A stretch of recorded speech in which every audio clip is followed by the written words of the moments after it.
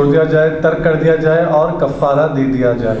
دوسری احادیث شریفہ سے اس کا خلاصہ ذکر کیا گیا۔ اس سے پہلے بھی آیا تھا نا، لا طاعۃ لمخلوق فی معصیۃ اللہ، اللہ کی نافرمانی میں مخلوق کی بات نہیں مانی جائے گی۔ اسی کے ضمن میں یہ بھی چیز ہے کہ اگر کوئی معصیت کی نظر مانے، اللہ کی نافرمانی ہوتی ہو جس نظر میں، ایسی نظر مانے تو اس نظر کو پورا کرنا واجب نہیں ہے۔ جیسے کوئی ایسے دن روزہ رکھنے کی نظر مانا جس میں روزہ رکھنا حرام ہے، تو کیا اس نظر کو پورا کرنا ہے؟ نہیں کرنا ہے، اس کو ڈبل گناہ ہو جائیں گے۔ پھر ایک تو نظر ماننے کا گناہ، جی گناہ کرنے کا، نظر ماننے کا گناہ، اور دوسرا اس دن میں روزہ رکھنا حرام ہے۔ ہاں، دو یعنی ڈبل گناہ ہوگا، ڈبل گناہ ہوگا۔ تو ایسے ہی نظر اطاعت کی مانی جاتی ہے، نافرمانی کی نہیں۔ معصیت کی اگر کوئی نظر مانے تو اس کو پورا کرنا نہیں ہے، اس کو توڑ دینا۔ قسم کھایا کسی کو قتل کرنے کی ناحق، تو کیا قسم کو پورا کرنا ہو؟ تو اس کو قتل کرنا یہ گناہ ہے، اور قسم توڑنا بھی گناہ ہے، لیکن اس سے بڑا گناہ نہیں ہے قسم توڑنا ہے قتل کرنے سے، کیونکہ اس کا کفارہ موجود ہے۔ تو اسی لیے جیسا کہ اب اس سے پہلے ایک حدیث میں گزرا کہ اگر کوئی شخص قسم کھانے کے بعد جس چیز کو نہیں کرنے کی قسم کھایا تو اس سے بہتر چیز دیکھا، یعنی اس کو کرنے میں ہی بھلائی ہے، تو قسم توڑ دے اور وہ کام کر گزرے۔ یعنی رشتہ داروں کے ساتھ حسن سلوک نہیں کروں گا بلکہ قسم کھایا تھا، بات نہیں کروں گا، بات نہیں کروں گا، یہ درست نہیں ہے۔ ایسی قسمیں اور ایسی نظریں ماننا شرعاً درست نہیں ہیں۔ لیکن پھر ابھی اسی حدیث میں آپ یہ بھی فرما رہے ہیں کہ مطلب اللہ تعالیٰ کی اطاعت کے کاموں میں نظر ماننا مکروہ ہے، جی جیسا نیکی کے کاموں میں اگر مانی جائے تو اس کو پورا کیا جائے، اور اللہ تعالیٰ کی طرف سے بشارت بھی ہے۔ جی جب اللہ تبارک و تعالیٰ کی طرف سے وہ لوگ جو اچھی یعنی نماز پڑھنے کی یا کوئی کام آپ کا پورا ہو جاتا ہے اللہ کے فضل سے کرم سے، آپ جو نظر مانتے ہیں اچھے کاموں کی نظر، اور وہ پورے ہو جاتے ہیں، تو اللہ تبارک و تعالیٰ قرآن مجید میں ایسے لوگوں کی تعریف فرماتے ہوئے فرماتا ہے کہ یہ کیا ہی اچھے لوگ ہیں جو نظر کو پورا کرتے ہیں، تو ان کی تعریف آئی ہے۔ تو جب ان کی تعریف قرآن مجید میں آئی ہے تو پھر اچھے کاموں کی نظر ماننے سے منع کیوں کیا گیا؟ اچھے کاموں کی نظر ماننے سے منع نہیں کیا گیا، بلکہ حدیث میں یہ ہے کہ مطلق نظر مت مانو فرمائے۔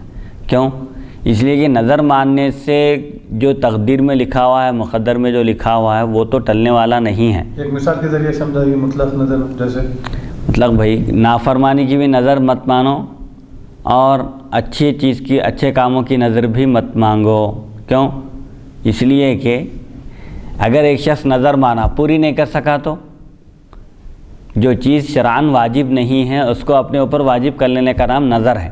اچھا، اب 5 وقتہ نمازیں ہیں، پہلے سے فرض عین ہیں، ہر فرد پر فرض ہے، کوئی ایک ادا کر لیا تو سب کی طرف سے ادا ہو جاتی، ایسا نہیں ہے۔ 5 وقتہ نماز ہے، فرض عین ہے، ہر فرد پر واجب ہے، فرض ہے نماز۔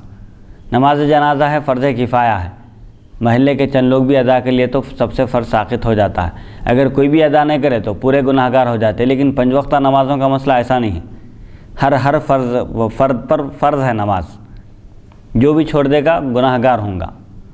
تو جو چیز آلریڈی واجب ہے، فرض ہے آپ کے اوپر، اس کی نظر نہیں ماننا ہے۔ جو چیز فرض نہیں ہے آپ کے اوپر، واجب نہیں ہے، اس کو اپنے اوپر واجب کر لینے کا نام نظر ہے۔ اب جیسے کوئی یہ کہے کہ میرا وہ بھی کرنے کا حکم نہیں ہے، وہ بھی کرنے کا حکم نہیں ہے۔ کیوں؟ اس لیے کہ اگر کوئی نظر مانا پوری نہیں کر سکا تو اللہ تعالیٰ جیسا کہ وہ نصارہ کی مذمت کرتے ہوئے فرمایا کہ وہ لوگ رہبانیت کو اللہ تعالیٰ نے ان پر فرض قرار نہیں دیا تھا، لیکن وہ لوگ خود سے واجب کر کے اس کا حق ادا نہیں کر سکے۔ اللہ تعالیٰ سورہ حدید میں فرماتا ہے ما کتبناہا علیہم الا ابتغاء رضوان اللہ فما رعوہا حق رعایتہا، یعنی ہم نے ان پر فرض قرار نہیں دیا تھا رہبانیت کو، یعنی رہبانیت یعنی دنیا سے الگ تھلگ ہو کر اللہ تعالیٰ کی خوشنودی حاصل کرنے کے لیے، گوشہ نشین ہو جانا عبادت کے لیے، عبادت کرنے کے لیے، مخلوق سے چھپ جانا، مخلوق سے دوری اختیار کرنا، رہبانیت یعنی ترک تعلق مخلوق سے، اس کا نام رہبانیت ہے۔ تو اللہ تعالیٰ نے رہبانیت کو ان پر فرض قرار نہیں دیا تھا، وہ لوگ خود اختیار کر لیے تھے۔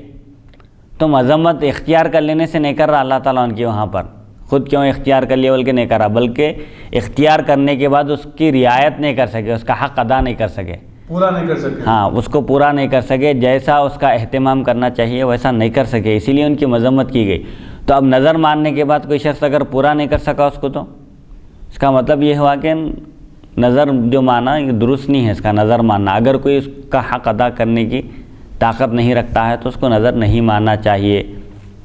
نظر ماننے کی تو اجازت ہے شرعاً، لیکن روکا کیوں جا رہا ہے نظر مت مانگو؟ یہ عقیدہ بتانے کے لیے، لوگوں کے ذہن نشین کرنے کے لیے کہ بھئی نظر مان کر یہ مت سمجھو کہ نظر ماننے سے تقدیر تمہاری ٹل جا رہی ہے، تقدیر میں جو لکھا ہوا ہے وہ بدل رہا ہے، یہ عقیدہ نہیں ہونا چاہیے۔ نظر ماننے کے بعد یہ عقیدہ رکھو کہ نظر ماننے سے تقدیر میں کوئی تبدیلی نہیں آ سکتی، یہ صرف اللہ کے فضل پر موقوف ہے، تقدیر معلق بدل سکتی ہے اور اللہ تعالیٰ جو چاہتا ہے وہی ہوتا ہے۔ ایک تقدیر ہے، ایک تدبیر ہے، بندے کا کام تدبیر کرنا ہے، لیکن وہی ہوتا ہے جو تقدیر میں لکھا ہوا ہوتا ہے۔ لیکن چونکہ بندوں کو حکم دیا گیا ہے تدبیر کرنے کا اور کوشش کرنے کا، تو وہ فریضہ تو بندوں کو انجام دینا ہے ہر صورت میں، چاہے کچھ تبدیلی آئے یا نہ آئے۔ تو بہتر نہیں ہے کہ اچھے کاموں کی بھی نظر مانی جائے؟ اچھے کاموں کی بھی نظر کب؟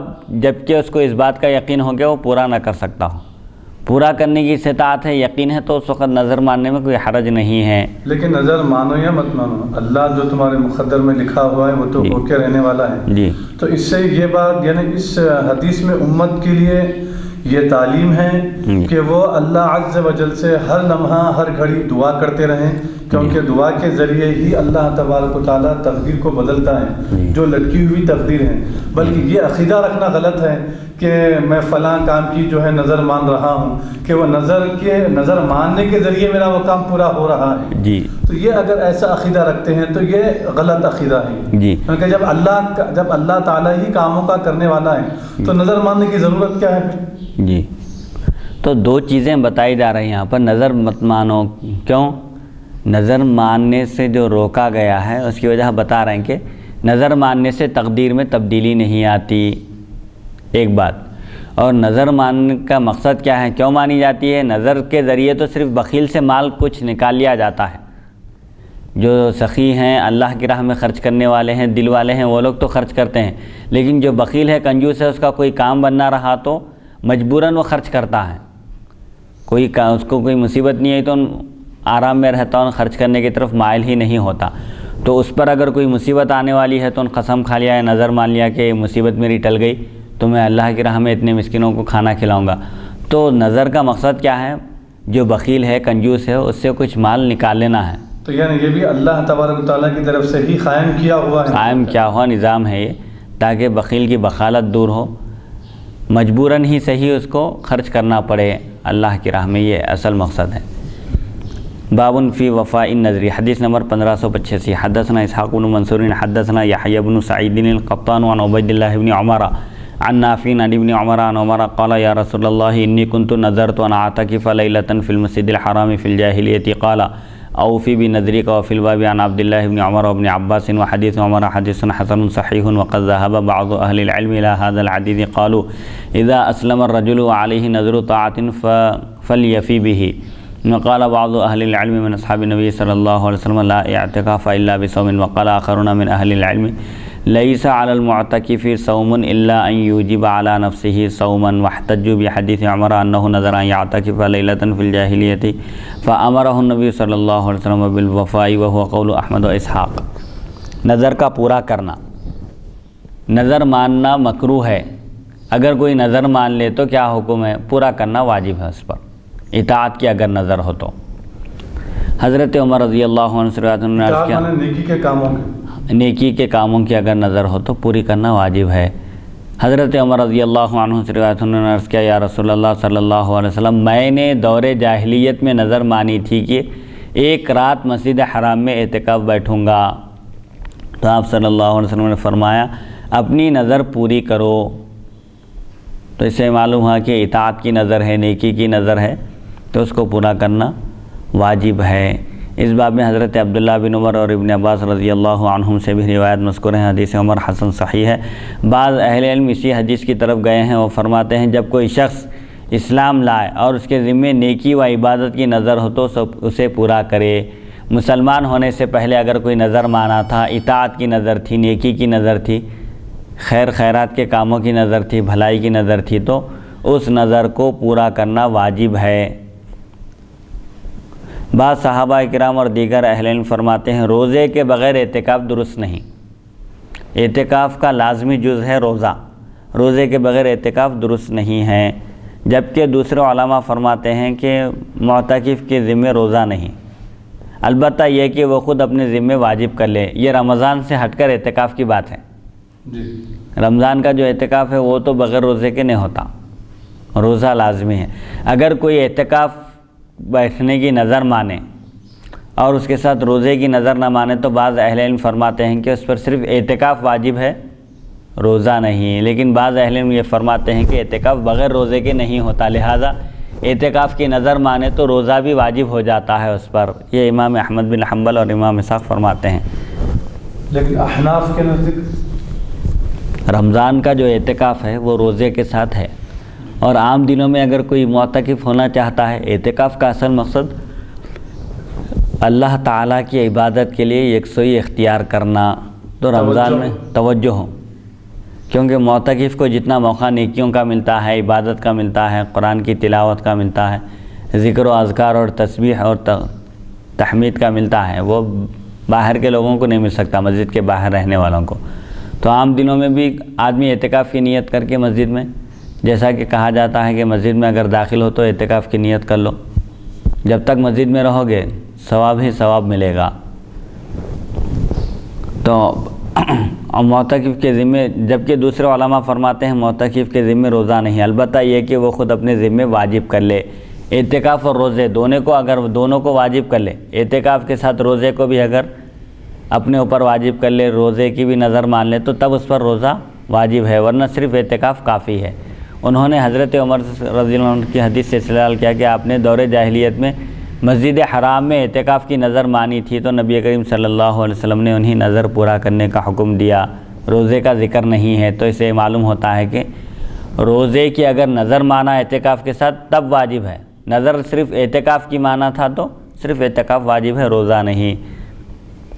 امام احمد اور امام اسحاق رحمہ اللہ کا یہی قول ہے. حدیث نمبر 1586 کیف کان یمین النبی صلی اللہ علیہ وسلم. حدثنا علی بن حجر حدثنا عبداللہ بن مبارک و عبداللہ بن جعفر عن موسیٰ بن عقبۃ عن سالم بن عبداللہ عن ابیہ